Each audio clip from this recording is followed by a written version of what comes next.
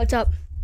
What's up, guys? Welcome back to the podcast episode.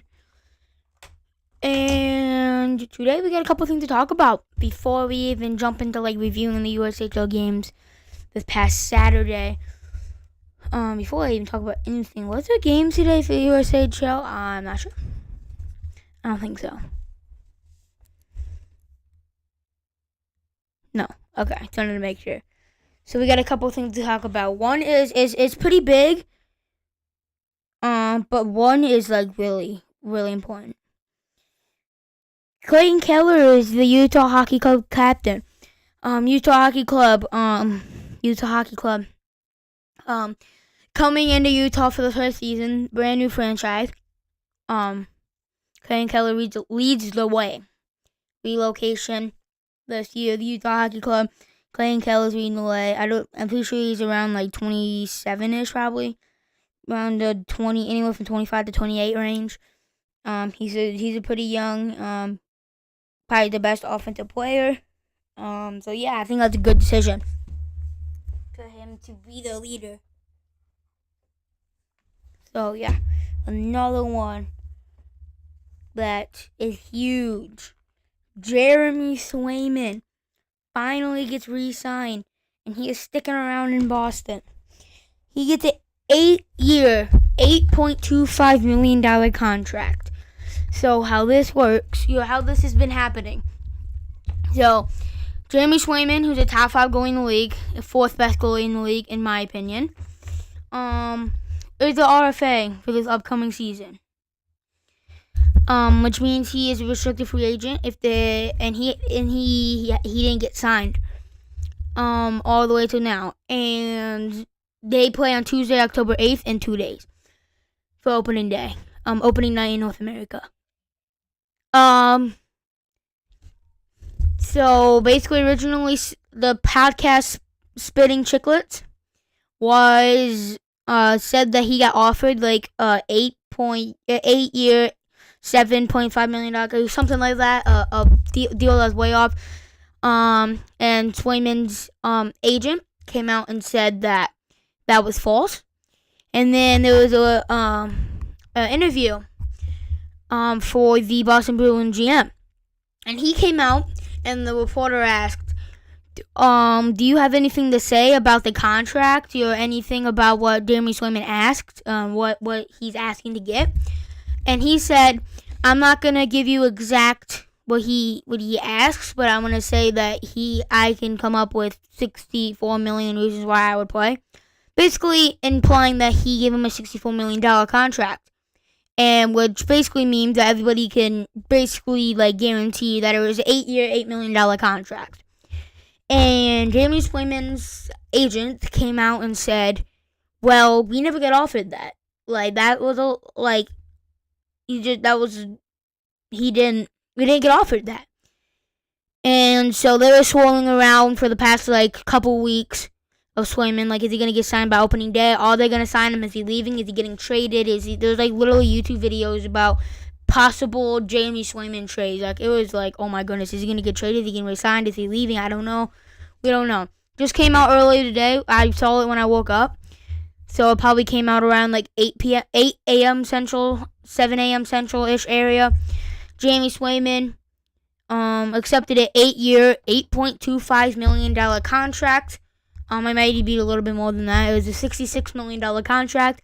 And he said that he could not be happier with the contract that he accepted. He also said that before he signed, he said that he wanted not to go too low because not only for himself, but he wanted his fellow goalies to get a larger amount of money, and he wanted to set the tone for that. And he said he couldn't be happy with the 8-year, $8.25 million contract. So he's officially signed, and I'm relieved. I'm not even a Bruins fan. I'm just relieved because I really like Swayman, and they needed him to do good. And I'm just really relieved to see Jeremy Swayman back in Boston because I really like Swayman, and I don't really mind Boston. And yeah, I'm just really happy to see that good for goaltender back, and just to see NHL normal. I didn't want to see him leave. So yeah, that's Keller's the captain. of Utah. I agree with that decision, and Swayman is officially signed with the Bruins. No more Swayman trades. No more Swayman leaving. No more stress. If you're a Bruins fan, you're any Bruin organization, like any person in the Bruins organization, you're Swayman himself. It's gone. Swayman signed. We're moving on now. So yeah, with all that being said, we are going to move on to reviewing Saturday's USHL games. Tomorrow's back. Actually, nope. Today we're going over the standings. Because today's Sunday. Okay. So, first up, Saturday's October 5th, 2024. There's no games today on Sunday. Yesterday there were some games. I was at the Saints game. First game I'm talking about here is Capitals and Tri-City Storm. Tri-City Storm, Beery, scored a goal 117 in the second period. 3:23 in the second period. Crandell got a goal for the Capitals. 2-0 Capitals at this point. And then Lee got one back for the Tri-City Storm, and Long tied it back up for the Storm. With 9 seconds remaining in the second period, Wallen got go-ahead goal for the Capitals. So they're up 3-2 heading into the third period. Johnson got a goal 13:44 into the third period to tie the game, and Rode got a goal 117 into overtime as the Tri-City Storm defeat the Madison Capitals in Tri-City 4-3. Tri-City W. The shots are 33-30 in favor of the Madison Capitals. Capitals are 1 for 2 in the power play. Tri-City is 0 for 2 in the power play, so the same amount of power plays. Yeah, that was that game. We go down here. Lincoln Stars defeat the Sioux Falls Stampede 3-2. The shots are 34-27 in favor of the Stars. Stars are 1 for 3 in the power play, and the Sioux Falls Stampede is 0 for 2 in the power play. 28 seconds into the game, Oliver opens the scoring for Lincoln Stars, and then 7:36 into the first period, Ingles gets one back for the Stampede. 36 seconds into the third period, so another quick goal to open a period for Peachard for the Lincoln Stars. They retake the lead. Actually, no, before that, Whitenbach, 10:24 into the first period, took the lead for the Stampede. 36 seconds in the second period, Peachard tied the game for Lincoln Stars. And then 2:15 in the second period, the eventual game-winning goal is scored by Hirschfeld. Lincoln Stars take a close 3-2 victory over the Sioux Falls Stampede in Sioux Falls. Next up, the Chicago Steel defeat the Muskegon Lumberjacks 2-1 in overtime. Shots are 29-23 in favor of Chicago Steel. Gukler on 14:33 into the first opens the scoring for Chicago. 8:31 into the third period, Spitznagel ties the game for Muskegon. 4 minutes and 1 second into the game overtime. Gortsky gets the overtime winner for Chicago. Chicago gets another W under their belt. Fox Valley Ice Arena in Geneva, Illinois, in Chicago's arena, 2-1. Next up, 3-2 Musketeers defeat the Fargo Force in shootout. The shots are 29-22 in favor of the Fargo Force. 8:44 into the second period. Merkins opened the scoring for Sioux City. 10:19 into the second period, Pritchard gets another one for Sioux City. And then 12:52 into the second period, Steenari ties it up for Fargo. 17:57 into the third period, Batula ties the game for Fargo, and they go to overtime. There's no score in overtime, and shootout. Sioux City Musketeers win. They improve the record to 4-0. Next, the Green Bay Gamblers defeat the Omaha Lancers 4-2. In Green Bay, the shots are 32-29 in favor of Omaha Lancers. 19 minutes and 48 seconds in the first period, so there's a minute and 12 seconds left in the first. Dillard opens the scoring for Omaha, 1-0 Omaha. 5:47 into the second period, Zellers ties it up for Green Bay. Carcone ties it up, takes the lead for Green Bay, 6:03 into the second period. 16:34 into the second period. Bruskins takes a 3-1 lead for Green Bay with the eventual game-winning goal. Venny ties the game, brings it back within 1 for Omaha, 6:23 into the third period.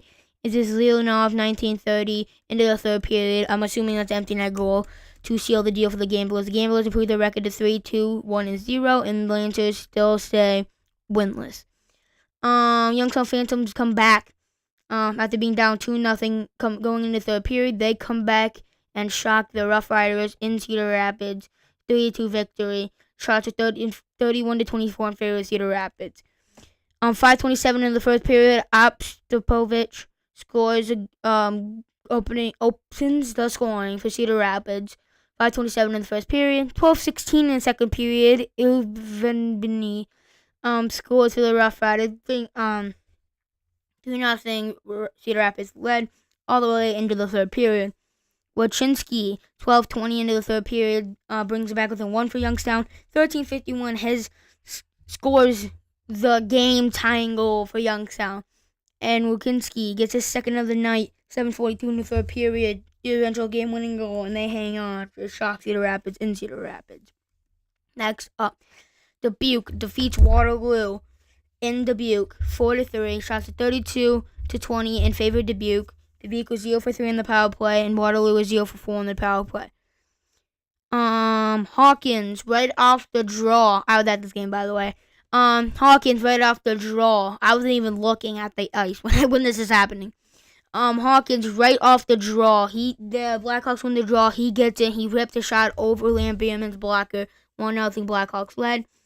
And then 15:04 into the second period, Lucas Van Fleet, after getting demoted to the second line, scores a goal. He walks down. He steals it from the Blackhawks player. He goes in the slot, gets good position, shoots it, and beats Moore to tie the game for the Saints. 1:59 into the third period, Barron on the breakaway, gets in front, holds on his backhand in the crease, does a quick little move to his forehand, tucks it around Moore's left pad to bring this to tie. Give the Saints the lead. 1:59 into the third period. 7 minutes and 3 seconds into the third period, Huck puts it in the back of the net for Waterloo as they tie the game. 9:17 into the third, Townsend gets in good position, similar to Lucas Van Fleet's goal, and shoots it and beats Bierman over the glove. 9:17 in the third period, Waterloo takes the lead.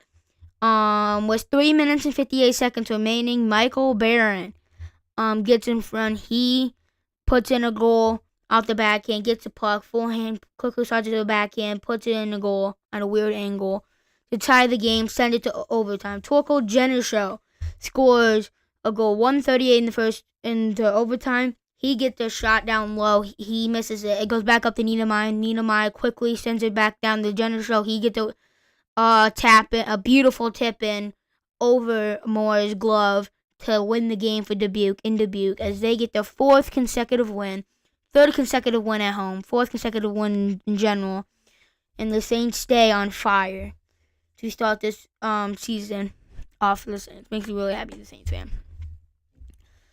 And I knew we were going to be this good, and I said this from the beginning. I think I've been watching podcasts for a while. I said this, that the Saints are going to be really good this year. I knew it. Especially now that we're starting to catch heat. We came out bad in the first game, more because of the fact that we didn't really know our lines, and we were kind of just scrambling, and we didn't have much chemistry. As soon as we got chemistry after that first game, in the second game we showed as we beat Tri-City, and we're getting better and better every week. Then we defeated Tri-City again in a home opener, and then we beat Chicago Steel and Waterloo this past weekend, both in Dubuque. We got 2 big games coming up next weekend in Fargo and in Sioux Falls, respectively, on Thursday and Friday. So, yeah. Okay, so here are the standings right now. I'm going to go with the Eastern Conference first again. Number 1, Dubuque Fighting Saints, 4-1-0-0 for 8 points, 18 goals for, 13 goals against. So the Dubuque Fighting Saints look really good. Our offense has been starting to catch heat. We look really good. Our defense has been good, and we got 3 starting caliber goalies. Ian Spooner, who's gonna be our starter, he's gonna be might win goalie of the year this year, because that's how good he's gonna be. And Liam Bierman and Dylan Johnson, who are both can definitely be a very good starters, and one of them's gonna be our third string, which is crazy to see how good a goaltending tandem's gonna be. So yeah, defenses look really good. 2, Chicago Steel. They're 4-2-0-0 for 8 points. They're tied with number 1 with the Saints, but we have one less loss. So yeah, I agree, Doug. Great test for the Saints on the road next week, and I 100% agree. But yeah, Chicago's looked pretty good offensively. They got 15 goals and 16 goals against. Overall, they look pretty good, but they also beat quite a few bad teams. And when they faced a good team in the Saints, they got outshot tremendously, and that game should have been a lot worse if it wasn't for Jack Parsons standing on his head for especially the first period. He stopped like 20 shots in the first period and didn't let up a single one. Actually, let up one late in the first period, but still. And yeah, he stood on his head in the first period. If it wasn't for that, it would have been a lot worse. Chicago got outshot like 47-20 something. It was bad. It was ugly. I was there. It was bad. But other than Chicago's been pulling together wins, it doesn't really matter who they face long as they pull together wins at the end of the day. Until it comes to playoff time, and then they face good teams in the playoffs and they get smacked. But anyways, they'll come back down to earth eventually. I still believe that, especially what I've seen against them when they played a really good team in the Saints. I just think they're going to come back down to earth. Gamblers, 3-2-1-0 for 7 points, 15 goals for and 18 goals against. I really think the only reason why they're this good is because they just beat Omaha twice. Omaha sucks again. Okay? They're 0-4. They just lost to the Gamblers twice. Gamblers beat the worst team in the USHL by a mile twice. If they didn't play the Lancers twice, they wouldn't be in this good a record. They were quite literally the worst team in the Eastern Conference until they faced the worst team in the USHL, and they got 2 wins. The Saints faced the Omaha Lancers in 2 weeks, not this upcoming week, but in 2 weeks. We face them in Dubuque, and I think we're going to smack the crap out of them. So yeah, that's Gamblers. Number 4, Cedar Rapids. They're 3-2-0-0 for 6 points, 14 goals and 10 goals against. They look great defensively. The goaltending's been great. They were 7-0, 5-0 in the preseason, and 2-0 to start the regular season. And then they lost a couple games, including the most recent one to the Youngstown Phantoms, but they also won one within losing those 2 games.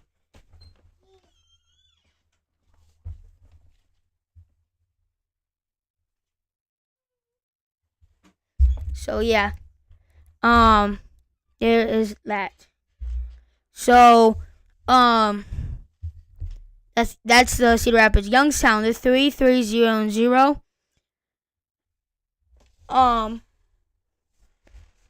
They have 15 goals for, 16 goals against.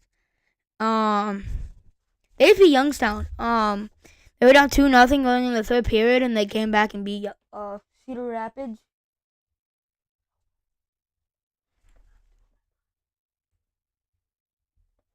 So, yeah, I just think Youngstown looks pretty decent, but I want to see how they do as they continue to face good teams. Madison, the 2-2-1-1 for 6 points, 17 goals for, 18 goals against.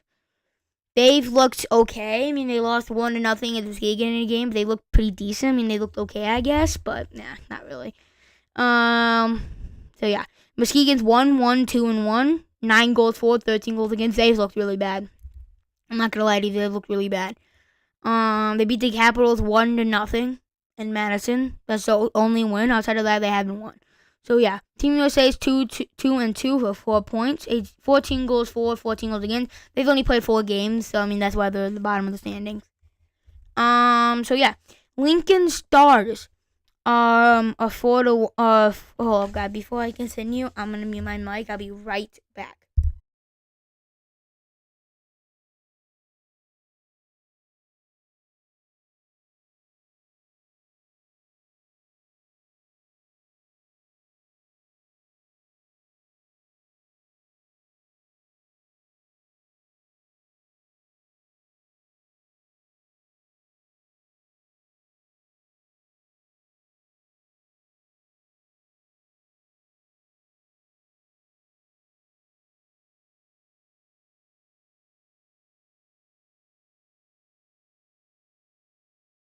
I'm back.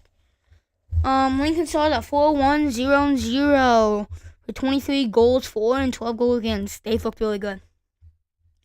I know they beat the Gamblers twice one weekend, but they've looked really good. They scored 23 goals in 5 games. They've looked really, really good. And they've only allowed 12 goals. Stars are looking nasty. And I feel like this team is legitimate. And this team is going to continue to contend throughout the entirety of the USHL season, especially what I've seen after their first 5 games. Really liked what I've seen out of the Lincoln Stars. Sioux City Musketeers, 4 games played, 4-0, undefeated with 8 points. Scored 16 goals, only led 7. This is another legitimate contender. Sioux City and Lincoln Stars are going to go back and forth for 1 and 2 all season. I'm calling it now. These teams are really, really good. Sioux City could definitely be number 1 if they played another game. Stars have played 1 more game, but that could come back to bite them in the butt later in the season because that means Sioux City got an extra game to play down the stretch. So, I'm just really interested to see how they fight back and forth all year. Lincoln Stars seem to have a slightly better offense, but Musketeers seem to have a slightly better defense and goaltending situation. So we'll have to see how that all ends up. That could be the complete opposite by the end of the season. We're going to have to see how this goes.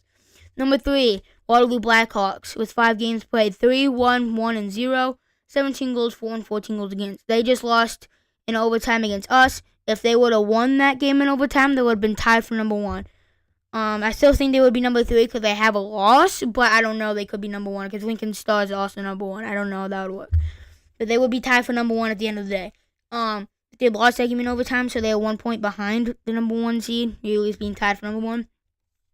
They've looked really good, too. They beat the Buccaneers twice last weekend. They came in Dubuque, and they just happened to lose. Actually, no, they beat Buccaneers once this past weekend, and they beat Buccaneers once 2 weeks ago. That's what it was. So they beat them twice in 2 weeks. So, yeah. Waterloo Blackhawks look pretty good, too. 4, Tri-City Storm.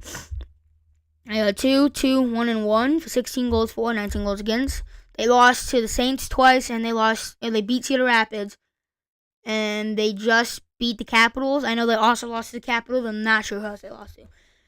So, yeah, Tri-City looked pretty decent, but they look very inconsistent. They can either get smacked like they got destroyed by us, or they could look really good and somehow find a way to beat, at that time, the undefeated Cedar Rapids Rough Riders. It really depends on what Tri-City Storm we get. We'll have to see if they can become more consistent and show up like we know they can, every night in, night out. I could totally see them being a top contender in the Western Conference, but they need to become more consistent and show up like their best selves night in, night out, and then they could be a true top contender in the Western Conference this USHL season. 5, Fargo Forest. I think it goes a little bit of a drop off here, team skill wise. 2-2 for 5 points, 12 goals for, 13 goals against.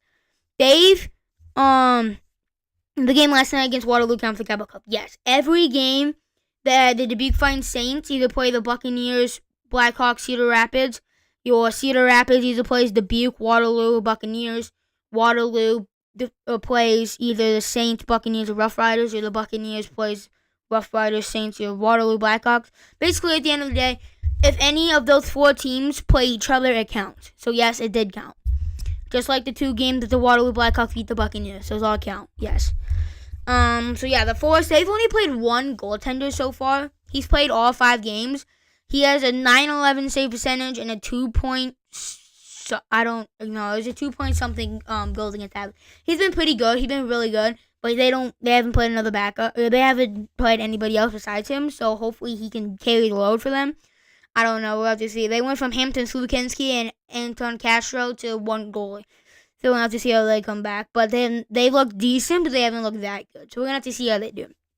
Stampede are 2-2-0-0. 15 goals for, 15 goals against. I'm pretty sure they started the season 2-0 and they lost 2 games in a row. I'm pretty sure.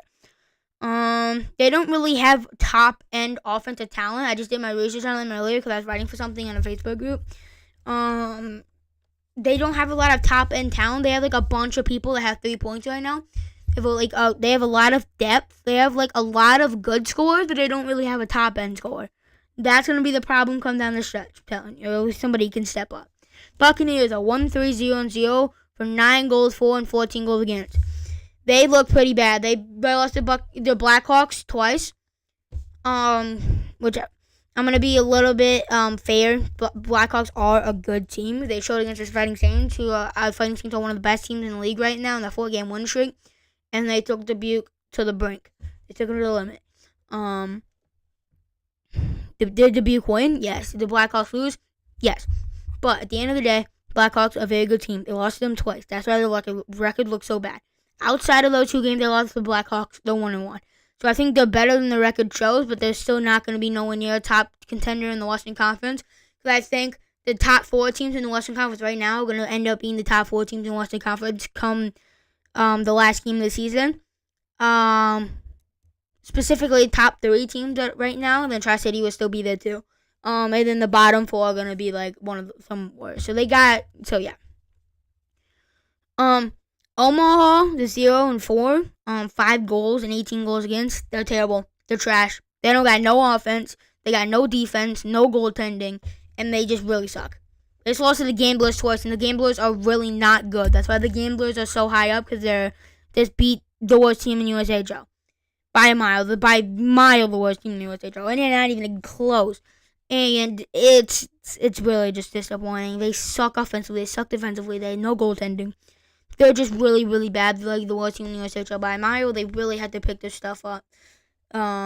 Pick up the slack if they want to even contend for a playoff spot. Because as it stands right now, if every team continues to play as they are right now, they're going to miss the playoffs by a million miles. And it's not going to be close.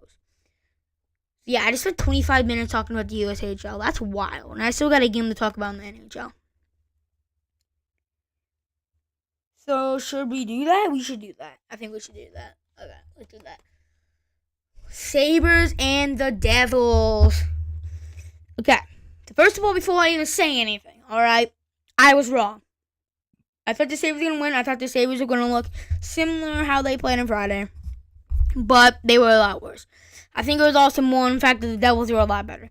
I still think the Sabres are going to be a really, really good team. Some people are already giving up on the Sabres, which is ridiculous because they just played a better team. I think the Sabres are going to be a great team this season, still a good team this season. I just think the Devils are on a different level of team. Like the Sabres are a good playoff team, like in the wild card fight. Devils are like contending for the Metro Division, contending for the Eastern Conference. So they're completely different levels of teams. That's why they look so bad. But I'm telling you, the Sabres will be fine, and I still think they're making the playoffs. Either way, they're going to be strong wild card contenders, and I think they're going to make it. But, yeah, so we're going to go into the game now. The shots are 37-18 in favor of the Devils. The Devils looked a lot better all game. They have. They did. They looked a lot better. They're getting a lot more shots. They're getting a lot more opportunities than the Devils were, like, that whole game. So throughout the first period, the shots were 18-8 by the time Tage Thompson scored. Levi was standing on his head. The shots were 18-8 in favor of the Devils. Levi stopped everything at facing his way. They could not beat him. So with all that in mind, Tage Thompson went down there. The puck was in the crease. The puck was loose. There was 3 Sabres players batting away, and it went across the line in the net. Tage Thompson got credit for the goal, assisted by Jordan Greenway and Alex Tuck. What happened on the play? Okay, was Jake Allen, Devils' backup goalie, who started today because Markstrom started on Friday. Yeah, I guess on Saturday, but started this game because Markstrom was started on Friday. Anyways, he was on the ground, his left pad. The puck was against his left pad.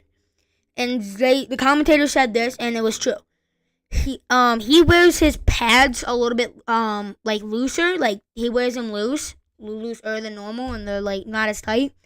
I don't know why, but that's not really relevant why. And when they were batting at the puck, his pad twisted on its side, so the puck was free, and it was just his leg. So they batted at it, and they got it under his leg, and it went in the net. Tage Thompson got credit, assisted by Greenway and Tuck. 1-0 Sabres led at this point. They were still getting dominated in every fashion of the game, but they just were winning on the scoreboard. I knew at this point, I was like, as soon as the Devils score, they're not looking back. Okay, I knew that, and it was just when are the Devils even going to get a goal today? And if they do, they're winning. So we'll have to see what they do. Only 2 minutes later, Devils go on the power play. They're cycling it in the zone.